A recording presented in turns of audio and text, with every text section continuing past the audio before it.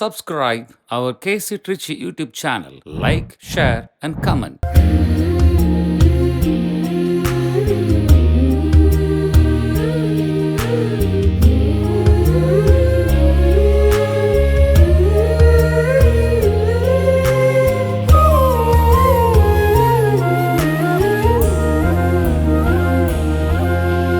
கரை தாண்டி ஓடும் இந்த வெள்ளம் கரை தேடா ஓடம் போல செல்லும்.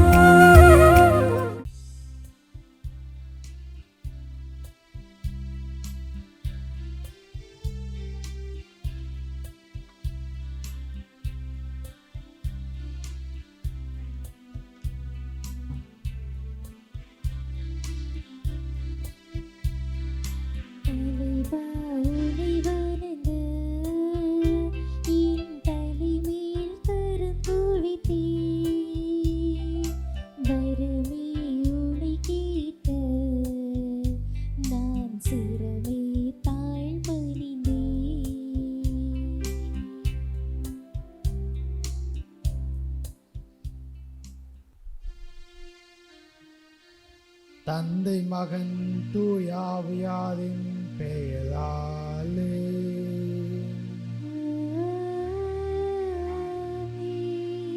நம் ஆண்டவராகிய இயேசு கிறிஸ்துவின் அருளும் கடவுளின் அன்பும் தூயாவியாரின் நட்புறவும் உங்கள் அனைவரோடும் இருப்பதாக.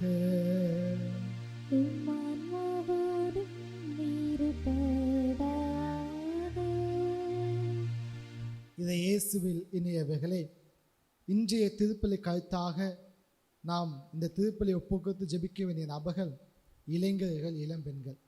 அநேக போதை பழக்கத்துக்கும் பல்வேறு வகையான இச்சையான காரியங்களுக்கும் அடிமையாகி கொண்டு தங்கள் வாழ்வை தொலைத்து கொண்டிருக்கின்றார்கள். மேலும் ஒரு சில இளைஞர்கள் வேலை வாய்ப்பு கிடைக்காமல் கிடைத்த வேலையை வைத்துக்கொண்டு குடும்பத்தை எப்படி கவனிப்பது என்று தெரியாமல் வாழ்க்கையை தொலைத்து விட்டோமோ என்று மனவேதனையில் சுற்றி திரிகின்றார்கள். ஆக ஒவ்வொரு இளைஞர்களும் இளம்பெண்களும் வாழ்வடைய வேண்டும் என்றும் அவர்கள் வாழும் மாற்றம் அடைய வேண்டும் என்றும் அவர்களை ஒப்பு கொடுத்து இந்த திருப்பலியை ஜெபிப்போம். சகோதர சகோதரிகளை தூய மறை நிகழ்வுகளை கொண்டாட நாம் தகுதி பெறும் பொறுத்து நாம் குற்றங்குறைகளை ஏந்தி மனம் வருந்துவோம். எல்லாம் வல்ல இறைவனிடமும் சகோதர சகோதரிகளை உங்களிடமும் நான் பாவியினை ஏற்றுக்கொள்கிறேன். ஏனெனில் என் சிந்தனையாலும் சொல்லாலும் செயலாலும் கடமையில் தவறியதாலும் பாவங்கள் பல செய்தேன். என் பாவமே, என் பாவமே, என் பெரும் பாவமே. ஆகையால் எப்பொழுதும் கன்னியான புனித மரியாவையும் வானதூதர் புனிதர் அனைவரையும் சகோதர சகோதரிகளே உங்களையும் நம் இறைவனாகிய ஆண்டவரிடம் எனக்காக வேண்டிக் கொள்ள மன்றாடுகிறேன். எல்லாம் வல்ல இறைவன் நம் மீது இரக்கம் வைத்து நம் பாவங்களை மன்னித்து நம்மை நிலை வாழ்வுக்கு அழைத்து செல்வாராக. ஆமென்.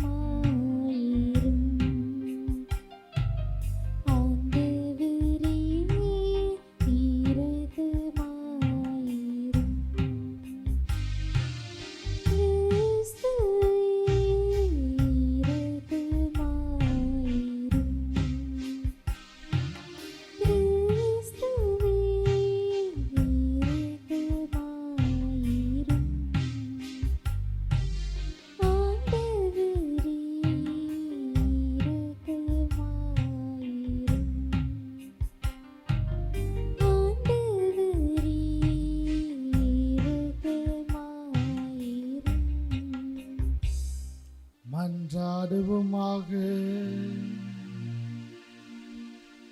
என்றென்றுமுள்ள எல்லாமல்ல இறைவா,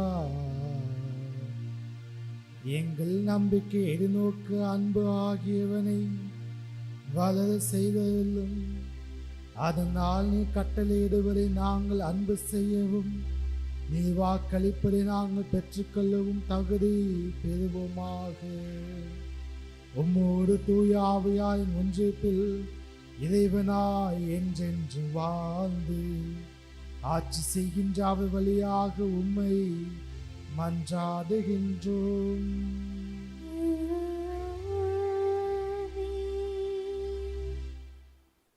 முதல் வாசகம்.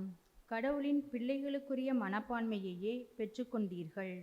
அதனால் நாம் அப்பா தந்தையே என அழைக்கிறோம். திருத்தூதர் பவுல் ரோமேருக்கு எழுதிய திருமுகத்திலிருந்து வாசகம். அதிகாரம் 8 இறைவார்த்தை 12-17 வரை. சகோதர சகோதரிகளே, நாம் ஊனியல்புக்கு கடமைப்பட்டிருக்கவில்லை, அவ்வியல்பின்படி வாழ வேண்டியதில்லை. நீங்கள் ஊனியல்புக்கு ஏற்ப வாழ்ந்தால் சாகத்தான் போகிறீர்கள். ஆனால் தூய ஆவியின் துணையால் உடலின் தீச்செயல்களை சாகடித்தால் நீங்கள் வாழ்வீர்கள். கடவுளின் ஆவியால் இயக்கப்படுகிறவர்களே கடவுளின் மக்கள். மீண்டும் அச்சத்திற்கு உள்ளாக்கும் மனப்பான்மையை நீங்கள் பெற்றுக்கொள்ளவில்லை, மாறாக கடவுளின் பிள்ளைகளுக்குரிய மனப்பான்மையையே பெற்றுக்கொண்டீர்கள். அதனால் நாம் அப்பா தந்தையே என அழைக்கிறோம். நாம் இவ்வாறு அழைக்கும்போது நம் உள்ளத்தோடு சேர்ந்து தூய ஆவியாரும் நாம் கடவுளின் பிள்ளைகள் என்பதற்கு சான்று பகர்கிறார். நாம் பிள்ளைகளாயின் உரிமைப்பேறு உடையவர்களாய் இருக்கிறோம். ஆம், நாம் கடவுளிடமிருந்து உரிமைப்பேறு பெறுபவர்கள், கிறிஸ்துவின் பங்காளிகள். அவருடைய துன்பங்களில் நாம் பங்கு பெற வேண்டும். அப்போதுதான் அவரோடு மாட்சியிலும் பங்கு பெறுவோம். ஆண்டவரின் அருள்வாக்கு. இறைவனுக்கு நன்றி. திருப்பாடல் 68. நீங்கள் அனைவரும் சொல்ல வேண்டிய பதிலுரையின் பல்லவி. ஆண்டவராம் நம் இறைவனை மீட்பளிக்கும் கடவுள். கடவுள் எழுந்தருள்வார், அவருடைய எதிரிகள் சிதறடிக்கப்படுவார்கள். அவரை வெறுப்போர் அவர் முன்னிலை நின்று ஓடிப்போவர்.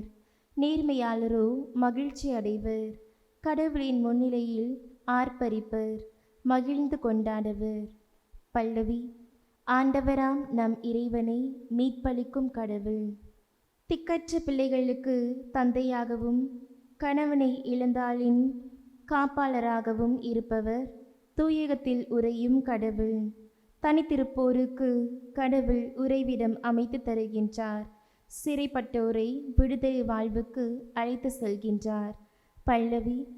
ஆண்டவராம் நம் இறைவனை மீட்பளிக்கும் கடவுள்.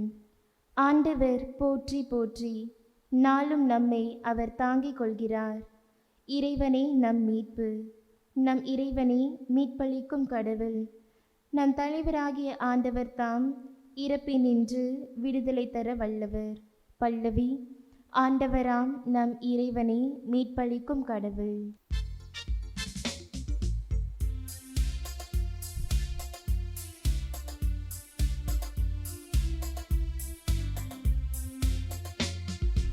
அல்லேலூயா அல்லேலூயா அல்லேலூயா அல்லேலூயா அல்லேலூயா அல்லேலூயா அல்லேலூயா அல்லேலூயா.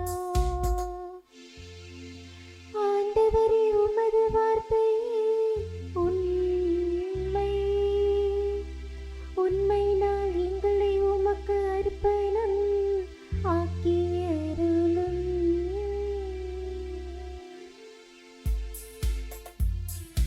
அல்லேலூயா அல்லேலூயா அல்லேலூயா அல்லேலூயா. ஆண்டவர் உங்களோடு இருப்பாராக. உம்மான்மாவோடும் இருப்பாராக. லூக்கா எழுதிய தூய நற்செய்தியிலிருந்து வாசகம். ஆண்டவரே, மாட்சி உமக்கே. அக்காலத்தில் ஓய்வு நாளில் இயேசு தொழுகை கூடம் ஒன்றில் கற்பித்துக் கொண்டிருந்தார். 18 ஆண்டுகளாய் தீய ஆவி பிடித்த உடல்நலம் குன்றிய பெண் ஒருவர் அங்கு இருந்தார். அவர் சிறிது நிமிர முடியாதவாறு கூன் விழுந்த நிலையில் இருந்தார். இயேசு அவரை கண்டு அருகே கூப்பிட்டு, அம்மா, உமது நோயிலிருந்து நீ விடுவிக்கப்பட்டுள்ளீர் என்று கூறி தம் கைகளை அவர் மீது வைத்தார். உடனே அவர் நிமிர்ந்து கடவுளை போற்றி புகழ்ந்தார். இயேசு ஓய்வு நாளை குணமாக்கியதை கண்ட தொழுகைக்கூட தலைவர் கோபம் கொண்டு மக்கள் கூட்டத்தினரை பார்த்து, வேலை செய்ய 6 நாட்கள் உண்டே, அந்நாட்களில் வந்து குணம் பெற்று கொள்ளுங்கள். ஓய்வு நாளில் வேண்டாம் என்றார். ஆண்டவரோ அவரை பார்த்து, வெளிவேடக்காரரை, நீங்கள் ஒவ்வொருவரும் ஓய்வு நாளில் தம் மாட்டையோ கழுதையோ தொழுவத்திலிருந்து அவிழ்த்து கொண்டு போய் தண்ணீர் காட்டுவது இல்லையா? பாருங்கள், ஆபிரகாமின் மகளாகிய இவரை 18 ஆண்டுகளாய் சாத்தான் கட்டி வைத்திருந்தான். இந்த கட்டிலிருந்து இவரை ஓய்வு நாளில் விடுவிப்பது முறை இல்லையா என்று கேட்டார். அவர் இவற்றை சொன்ன பொழுது அவரை எதிர்த்து அனைவரும் வெட்கப்பட்டனர்.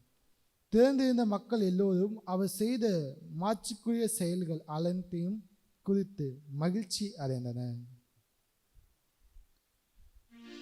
ஆண்டவரின் அருள்வாக்கு. கிறிஸ்துவே உமக்கு புகழ். இதை இயேசுவில் இனியவைகளே, அன்பினால் மற்றவர்களை தொடுவோம் என்ற ஒரு சிந்தனையோடு உங்களோடு சிறிது நேரம் தியானிக்க ஆசைப்படுகின்றேன். இன்றைய முதல் வாசகத்தில் பார்த்தீர்கள் என்றால் நன்றாக தெரியும், நாம் ஊனியல்பின் ஆசைக்கு அடிமையாகவில்லை, மாறாக ஊனியல்பு ஆசையின்படி நாம் வாழ வேண்டிய அவசியமில்லை என்று தூய பவுலடியா கூறுகின்றார். ஆக இந்த நற்செய்தியை பார்த்தீர்கள் மையமாக இருப்பது இயேசு அந்த கூணமுற்று இருந்த பெண்ணை அழைத்து தொடுகின்றார். அந்த தொடுதல், ஏன் அந்த தொடுதல்? த டச் ஆஃப் எவ்ரிதிங் எனும் ஒரு ஆங்கில நாவல் ஒன்றை படித்தேன். அதன் ஆசிரியர் பேர் ராபர்ட் சுச்சர். இவர் இவ்வாறு கூறியிருக்கின்றார், அதாவது ஒரு குழந்தையை நாம் தொடுவது என்பது அந்த குழந்தையின் வளர்ச்சியில் மிகப்பெரிய மாற்றத்தை தருகின்றது என்று அந்த புத்தகத்தில் கூறியிருந்தார்.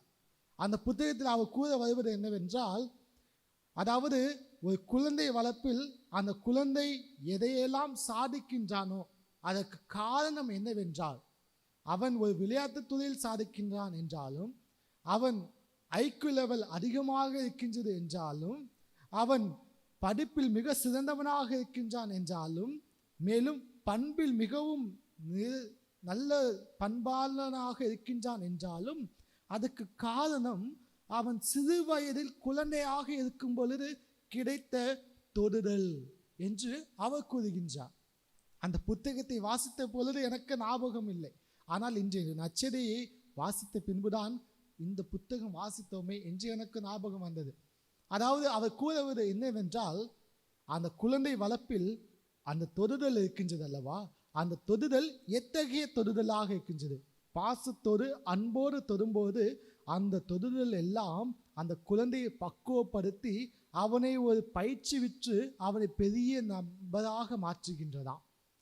ஆக ஒரு சிறு குழந்தையை தொடும் பொழுது அதில் எவ்வாறு மாற்றம் அடைகின்றதோ அதே போன்றுதான் அந்த குழந்தை, ஒரு குழந்தை வேறு வழியில் தீய வழியில் செல்கின்றான், சமுதாயத்தில் அவன் பெரியவனாக மாறும் பொழுது அவன் இழிவாக பார்க்கப்படுகின்றான் என்றால், அவனுடைய செயல்பாடுகள் இழிவாக பார்க்கப்படுகின்றது என்றால், அந்த குழந்தையின் தொடுதல் சிறு வயதில் தீமையினால் தீய சிந்தனையோடு தொடுதலாக இருந்திருக்கக்கூடும் என்று அவர் கூறுகின்றார்.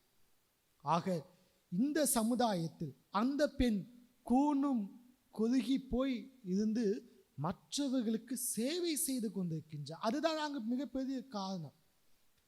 நான் எவ்வளவு கஷ்டப்பட்டாலும் சரி, ஆனாலும் மற்றவர்களுக்கு நான் பணிவிடை செய்ய வேண்டும் என்ற ஆசை இருக்கின்றது. அந்த பெண்ணின் மனப்பக்குவத்தை பார்க்கும் பொழுது யாராக இருந்தாலும் இறங்கி வந்து அந்த பெண்ணுக்கு உதவி செய்வார்கள். ஆனால் அப்பொழுதும் கூட அந்த பெண்ணுக்கு உதவி செய்வதற்கு மனமில்லாத வக்கர புத்தியாக, மனமில்லாத கொடிய வஞ்சகர்களாக இருக்கும் அளவுக்கு அந்த பரிசே சரிசே இருக்கின்றார்கள். அதனால்தான் இயேசு அவர்களை சாடுகின்றார். பிரியமானவரே, இயேசு அவள் படும் துன்பத்தை கண்டு அப்பொழுதும் பணிவிடை செய்து கொண்டிருக்கின்றார். அவளுக்கு சுகம் கொடுக்காமல் வேறு யாருக்கு சுகம் கொடுக்க வேண்டும்? அவள் வார்த்தையினால் சொல்லியிருக்கலாம், வார்த்தையினால் சொல்லும் பொழுதே குணம் பெற்றாள். ஆனாலும் இயேசு அவளை கூப்பிட்டு அவளை தொடுகின்றார்.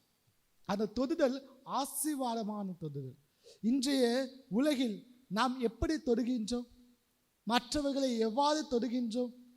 எந்த வார்த்தையினால் தொடுகின்றோம்? எந்த பார்வையினால் அவர்களை தொடுகின்றோம் என்பதை சிந்தித்து பார்க்கலாமே. கொஞ்சம் மனதில் யோசித்து பாருங்கள்.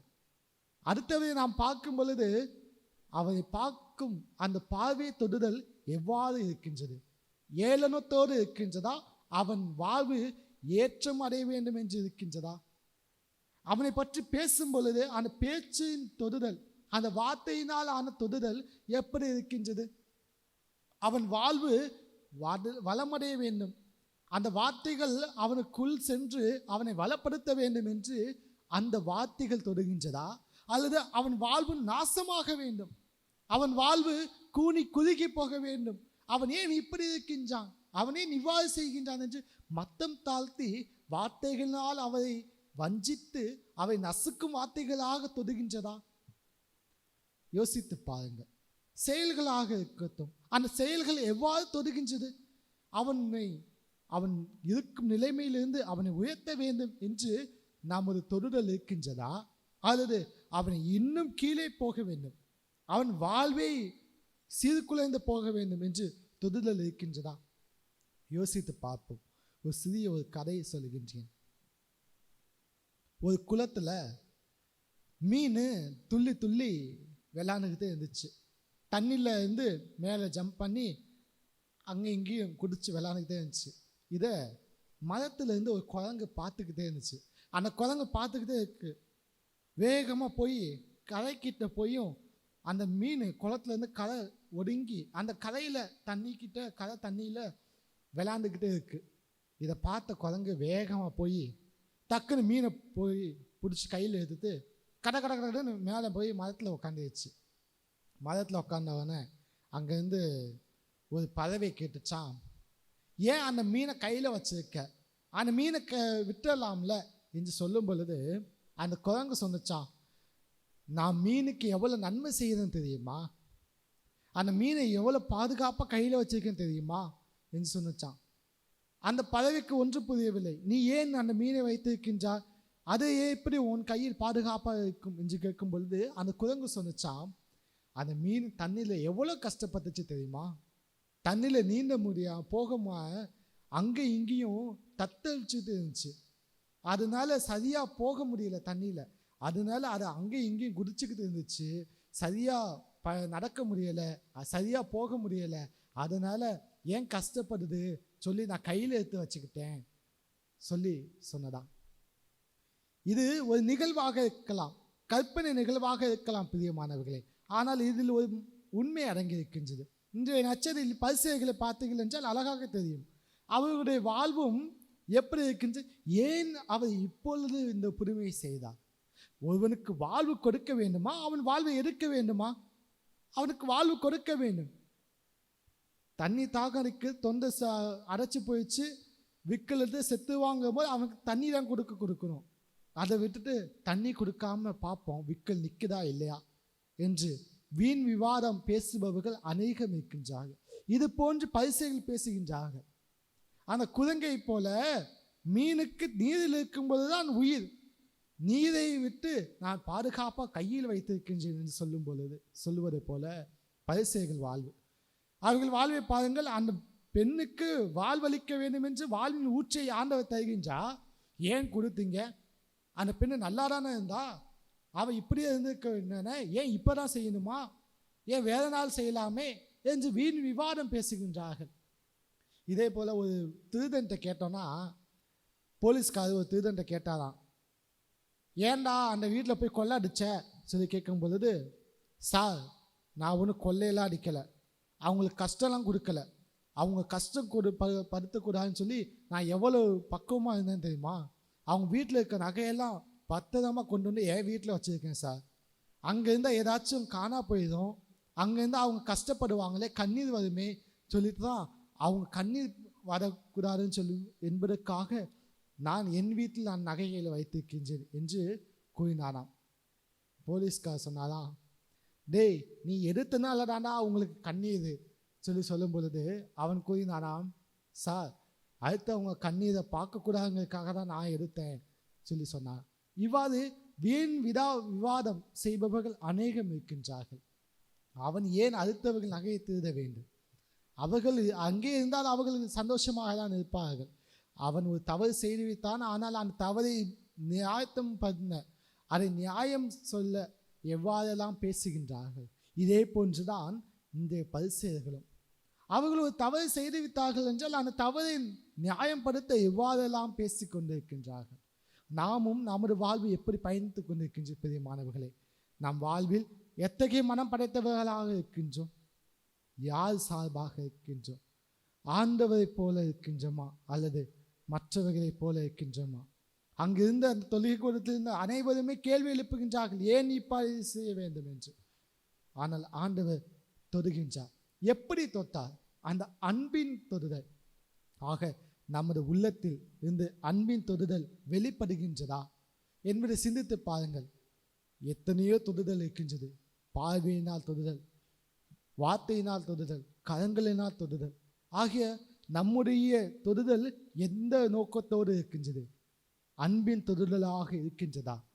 அந்த பெண்மணியும் சரி, ஆண்டவரும் சரி, அன்பின் தொடுதல், அந்த அன்பின் தொடுதல் அங்கு நடைபெறுகின்றது. ஆக நமது செயல்பாடுகளும் சொற்களும் பார்வை அனைத்துமே அன்பின் தொடுதலாக மாற வேண்டி தொடர்ந்து திருப்பலி ஜெபிப்போம். ஆமேன்.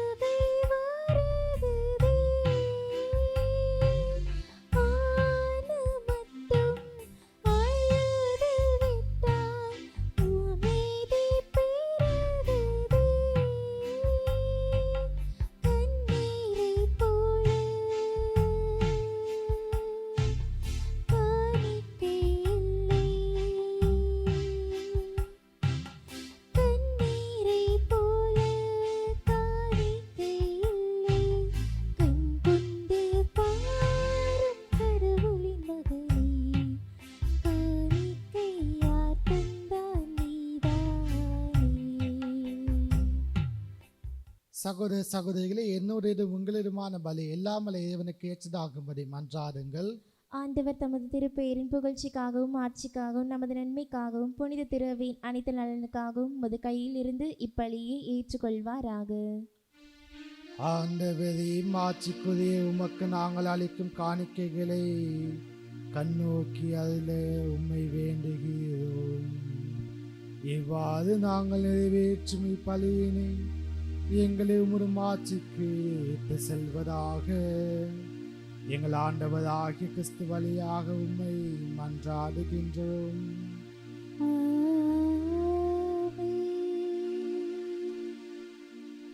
ஆண்டவர் உங்களோடு இருப்பாராக, உம் ஆன்மாவோடும் இருப்பாராக. இதை எங்களை மேலே எழுப்புங்கள்.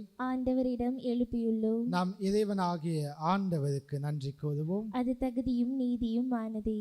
ஆண்டவரே, தூயவரான தந்தையே, என்றும் இல்லை எல்லாமல்ல இறைவா, என்னாலும் எவ்விடத்திலும் நாங்கள் உமக்கு நன்றி செலுத்துவது மெய்யாகவே தகுதியும் நீதியும் ஆகும். எங்கள் கடமையும் மீட்புக்குரிய செயலும் ஆகும். ஏனெனில் எங்கள் புகழரை உமக்கு தேவையன்று, ஆயினும் நாங்கள் உமக்கு நன்றி செலுத்துவது உமது அருள் கொடையாலே. நாங்கள் உம்மை புகழ்ந்துரைப்பதும் உம்மை மாட்சிப்படுத்துவதும் மிகுதிய எனினும் எங்கள் ஆண்டவராகிய இயேசு கிறிஸ்து வழியாக நாங்கள் மீட்படைய பயன்படுகின்றது.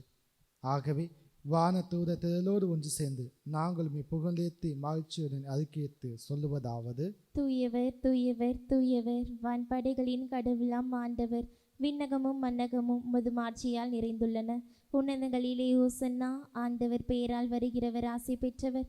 உன்னதங்களிலே ஓசன்னா. ஆண்டவரே, நீ மெய்யாகவே தூயவர், தூய்மை அனைத்துக்கும் முற்று. ஆகவே உமது ஆவியை பொழிந்து இக்காணிக்கைகளை தூய்மைப்படுத்த உம்மை வேண்டுகிறோம். இவ்வாறு எங்கள் ஆண்டவர் இயேசு கிறிஸ்துவின் உடலும் இரத்தமுமாக எங்களுக்குவே மாறுவனவாக. அவர் பாடுபட உளம் கனிந்து தம்மை கையெழுத்த போது அப்பத்தை எடுத்து நன்றி செலுத்தி அதை பிற்று தம் சீடருக்கு அளித்து கூறியதாவது: அனைவரும் இதிலிருந்து பெற்று உண்ணுங்கள், ஏனெனில் இது உங்களுக்காக கையளிக்கப்படும் என் உடல்.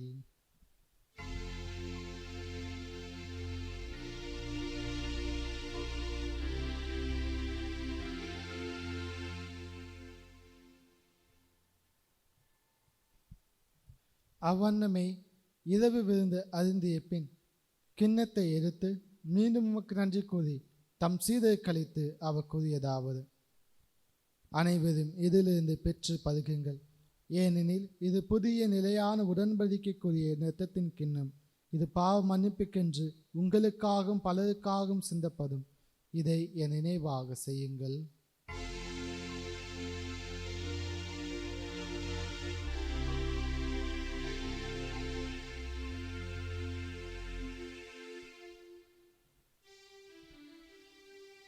நம்பிக்கையின் மறைபொருள். ஆண்டவரே, நீர் வருமளவும் உமது இருப்பினை அறிகையிடுகின்றோம். உமது உயிர்ப்பினையும் எடுத்துரைக்கின்றோம். ஆகவே ஆண்டவரே, நாங்கள் கிறிஸ்துவின் இறப்பினை உயிர்ப்பினை நினைவு கொண்டு வாழ்வு தரும் அப்பத்தை மீட்பளிக்கும் கிண்ணத்தை உமக்கு ஒப்புக் கொடுக்கின்றோம். உம் திருமுன் நின்று உமக்கு ஊழியம் புரிய தகுந்தவைகளை என எங்களை ஏற்றுக்கொண்டு எனவே உமக்கு நன்றி செலுத்துகிறோம். மேலும் கிறிஸ்துவின் உடலிலும் இரத்தத்திலும் பங்கு கொள்ளும் எங்களை தூய ஆவியா ஒன்று சேர்க்க வேண்டும் என உம்மை தாழ்மையோடு மன்றாடுகின்றோம். ஆண்டவரே, உலகெங்கும் பதவியிருக்கும் ஒரு திரு ஆவியை நினைவு கூர்ந்தாலும் எங்கள் திருத்தந்தை லியோ, எங்கள் ஆரைக்கராஜ், எல்லா திருநிலையினர் ஆகிய அனைவரோடும் உமது திரு ஆவியை அன்பில் நிறைவேற செய்தலும். மேலும் உயிர்த்தெழும் எதிர்நோக்குடன் தொழில் கொள்ளும் எங்கள் சகோதர சகோதரிகளையும் இறந்தோர் அனைவரையும் இரக்கத்துடன் நினைவு கூர்ந்து உமது திருமுக ஒளியினுள் ஏற்றலும். எங்கள் அனைவரின் மீதும் இரக்கமாயதும். கடவுளின் கண்ணை தாயான புனித மரியா, அவருடைய கணவரான புனித யோசேப்பு, புனித திருத்தூதர்கள், இவ்வுலகில் உமக்கு உகந்தவராயிருந்தோர் ஆகிய புனித அனைவரோடும் நாங்கள் நிலைவாழ்வில் பங்கு கொள்ள தகுதி பெற்று உம் திருமகன் இயேசு கிறிஸ்து வழியாக உம்மை புகழ்ந்தேத்து வருமல்ல உம்மை மன்றாடுகின்றோம். இவர் வழியாக இவரோடு இவரில் எல்லாம் வல்ல இறைவனாகிய தந்தையே, தூய ஆவியாரின் ஒன்றிப்பில் எல்லா புகழும் மாட்சியும் என்றென்றும் உனக்கு உரியதே.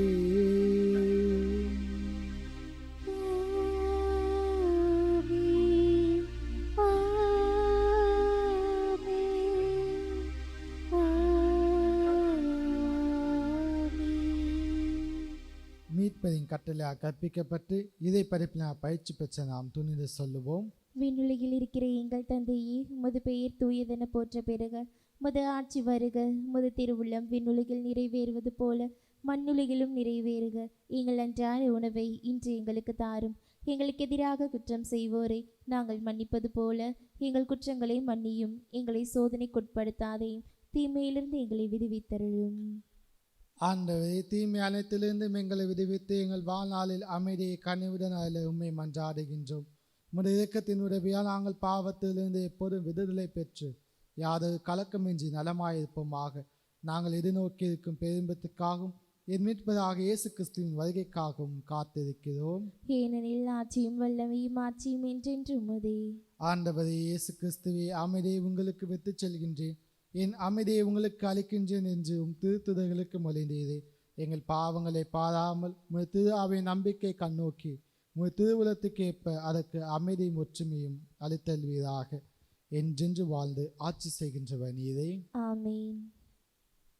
ஆண்டவருடைய அமைதி உங்களோடு என்றும் இருப்பதாக. உம் ஆன்மாவோடும் இருப்பதாக. கிறிஸ்து இயேசுவின் அன்பையும் அமைதியும் ஒருவர் மற்றவரோடு பகிர்ந்து கொள்வோம். உலகின் பாவங்களை போக்கும் இறைவனின் செம்மறியே, எங்கள் மேல் இரக்கமாயிரும். உலகின் பாவங்களை போக்கும் இறைவனின் செம்மறியே, எங்கள் மேல் இரக்கமாயிரும். உலகின் பாவங்களை போக்கும் இறைவனின் செம்மறியே, எங்களுக்கு அமைதியை அளித்தருளும்.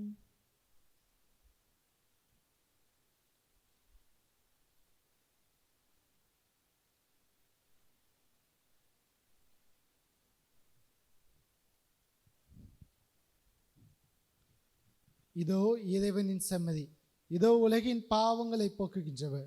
இந்த செம்மறியின் விருந்துக்கு அழைக்கப்பட்ட நாம் அனைவருமே பேறு பெற்றோம். ஆண்டவரே, நீர் என் இல்லத்தில் எழுந்தருள நான் தகுதியற்றவள். ஆனால் ஒரு வார்த்தை மட்டும் சொல்லியருளும், எனது ஆன்மா நலமடையும். ஆசை திருவிருந்துக்கான மன்றாட்டு. ஆண்டவரே, நீர் என் இல்லத்தில் எழுந்தருள நான் தகுதியற்றவன். ஆனால் ஒரு வார்த்தை மட்டும் சொல்லியருளும் என்று நூற்றுவர் தலைவன் ஜெபித்தது போல நாங்களும் இப்போது உம் திருப்பாதம் பணிந்து வேண்டுகிறோம்.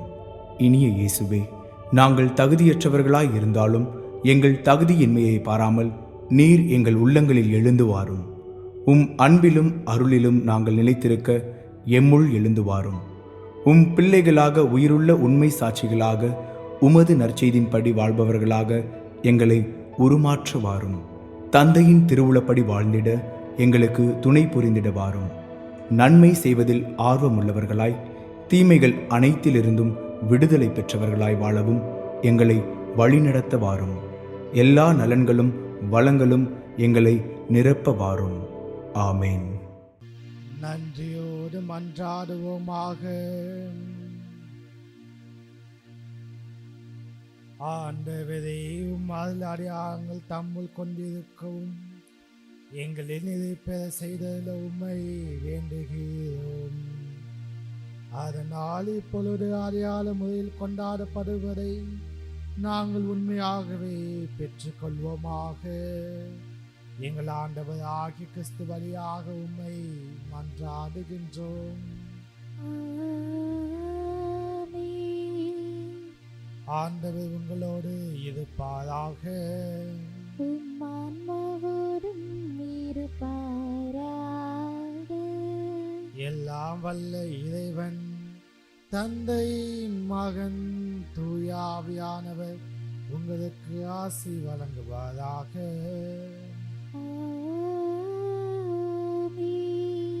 கிறிஸ்துவின் அன்பை பெற்றுக்கொண்ட பிள்ளைகளாய் சென்று வாழுங்கள். வாழ்வின் வழி தொடங்க. இறைவனுக்கு நன்றி.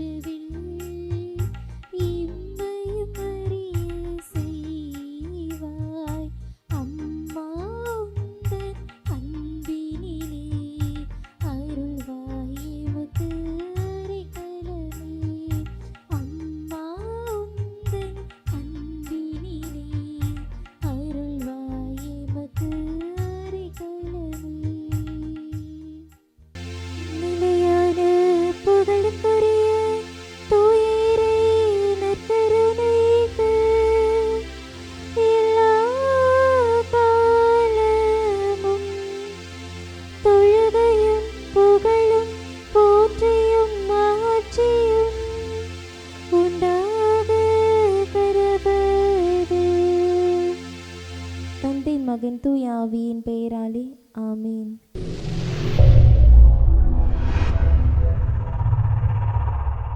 Subscribe our KC Trichy YouTube channel. Like, share and comment.